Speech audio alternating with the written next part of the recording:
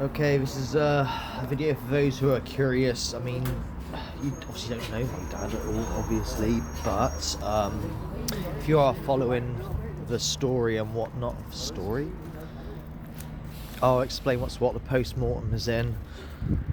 With my dad, why did he suddenly just walk to the pub and suddenly just drop? Poof. Told me he was having chemo. He wasn't having no chemo, he was just letting it ride out high, and that's, I understand. He's 80, so the post-mortem's in. Place your bets. What do you reckon it is? I'll tell you what it is. And you may know before my own relatives, even to a degree. I've sent messages out, but they live a long way away. So, basically, he died of a blood clot. The clot travelled. Excuse this shit. It's because it is brutally cold out. It's -2. It's pretty cold out here. Yeah, I know if you live in Alaska or somewhere, this is pussy shit. But maybe you live in Australia where it's like 38 degrees at Christmas. What are you used to? But I'm not used to this cold. It's brutal. I'm fucking shivering. My balls have shrunk and they've gone inside my body. I'm surprised my voice isn't higher pitch. Okay, so, getting back to that. I'm stalling. So yeah, he had a blood clot which travelled to his heart and killed him there and then. Cut a long story short, aggressive cancer of the rectum, like super aggressive. Deep vein thrombosis he already had. I remember him being on some sort of blood thinners and stuff, so I'm quite surprised. But like I say, like he was telling me the whole time he was having chemo. I told you at some point a couple of months ago that he's got cancer and whatnot, and you know, he'd be fighting cancer, but actually, yeah, he wasn't fighting shit. He had his emergency operation to have a stoma put in to save his life because, you know, the ambulance was going to be over 3 to 4 hours. In the end, he had to pay a taxi. Oh, the amazing NHS. Isn't America so jealous of our NHS? I don't think they are anymore. Once upon a time, maybe USA was jealous of the NHS, but when you've got over like 3 to 4 hours for a potential ambulance, maybe, and you end up paying a taxi like 80 to 100 quid to get you to a hospital, which isn't equipped with such things, I don't think America has anything to be jealous of at all when it comes to our NHS.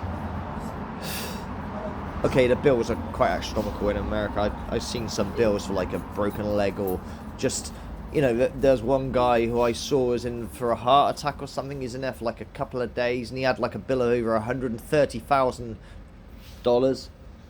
That's like the whole of what, you know, my inheritance will be, kind of thing.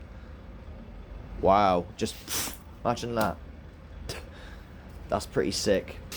It's all fucked up in it. Wherever you live, whether you have some sort of government scheme to, you know, hospital, the NHS, which was started in the 40s, and it's great. The NHS used to be, but when it comes to an ambulance that can't even come out to you for 4 hours, and in the end you decide to book a taxi to take you to there, it's kind of frightening. Because what happens if he wasn't in a position to do that? Like he was unconscious or something? I don't know. Country, and it's not just our country, everything's going to pot, everything's broken. I'm scared for the future, I really am. I'm scared that, if you really want to know, look, deepest, darkest fears here. Technically, I should be set for life. I'm going to have a property, I'm going to have a sports car. That's irrelevant, give a fuck. It's not a fast sports car, it's just a car that's going to appreciate in value only. Peugeot RCZ, if you want to look it up. It's a car that, you know, should never have been made into production, but did make it into production. So if you keep it, appreciate value. Lovely. It's not fast or anything, don't worry. It really isn't fast. Unless you own the top model. Nah, it's just a base model. That's okay. But the point is, I've got a property. And then I've got, you know, 7k here in the main bank account. I've got, which is going to pay for the funeral, by the way, because I don't have a funeral policy. I've got 30k there and some sort of trust, 40k here. Gonna be alright. However, there is a thing called inheritance tax, where I'm sure they'll snatch 40% of that. Don't quote me if I'm right, I don't know, I'll let you know as life goes on. But they bet, look, I don't want them to touch property, I want to live in the property. Okay, then I'll never need to pay rent again. Something, right? And my wife as well, she's getting really, over the past few days, she's been really, really ill. Yeah, I'm gonna go because my transport's here, but just that's what killed him anyway. A fucking blood clot. Alright, so take care and look out for each other, and you just don't know when your time's up. He went to the pub, thought his time was fine. He went to the fucking pub, and then he collapsed, like, and that was the end of that. So, just remember that, alright? You don't know when. Take care, much love.